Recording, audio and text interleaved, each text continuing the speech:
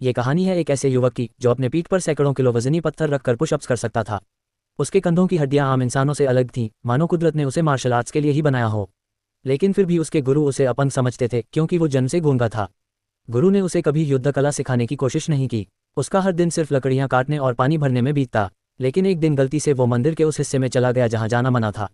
वहां उसकी मुलाकात एक बूढ़े राक्षस से हुई जो सालों से कैद में था। उस दिन के बाद वह चुपचाप उस राक्षस को खाने के लिए भाप में पके हुए बंस और चावल की शराब लाने लगा। बदले में वह राक्षस उसे खतरनाक युद्ध तकनीकें सिखाने लगा, ऐसी चालें जो सीधे दुश्मन के प्राण ले सकती थीं। एक दिन जब वो गहराई से अभ्यास कर रहा था तभी वहां से एक साध्वी गुजरी और उसने एक पत्थर उसके हाथ पर दे मारा।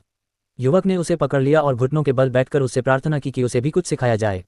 साध्वी ने बताया कि जो कला वो सीख रहा है वो बहुत हिंसक है। उसने उसे एक ऐसी कला सिखाने का प्रस्ताव दिया जो फुर्ती और चपलता पर आधारित थी। वे एक तेल से भरे तालाब में गए। साध्वी ने पहले खुद उस कला का प्रदर्शन किया। उसका ऊपरी शरीर नाग की तरह लहराता और निचला हिस्सा ड्रैगन की तरह फिसलता। वह बिना गिरे पूरे तालाब को पार कर गई। युवक प्रेरित हुआ और उसने भी कोशिश की लेकिन फिसल गया। कई बार गिरने के बाद साध्वी ने उसे वापस लकड़ियां काटने और पानी भरने की सलाह दी ताकि उसकी बुनियाद मजबूत हो। धीरे धीरे उसकी मेहनत रंग लाए। उसने साध्वी की तकनीकें राक्षस की घातक चालों के साथ मिलाकर एक नई विधा बना ली। अब वो पूरी तरह तैयार था। उसने गुरु को प्रणाम किया और पहाड़ से नीचे उतरने का निर्णय लिया।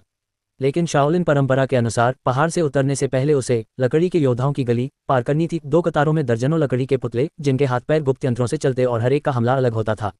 शुरुआत में उसने हर हमले को आसानी से झेला, लेकिन जैसे जैसे वो आगे बढ़ा हमले और तेज होते गए। एक भूसा ऐसा आया जिसे वो मुश्किल से रोक पाया। वो थक चुका था लेकिन अपने हौसले से, अपनी सहनशक्ति से उसने आखिरकार वो गली पार कर ली। सोचा कि अब सब खत्म हुआ, लेकिन तभी उसके सामने आया एक जलता हुआ लोहे का हौंडीदार पात्र जिसका वजन हजारों पाउंड था। उसने दृढ़ संकल्प लिया, अपनी ऊर्जा केंद्रित की और उस जलते पात्र को अपने हाथों से जकड़ लिया।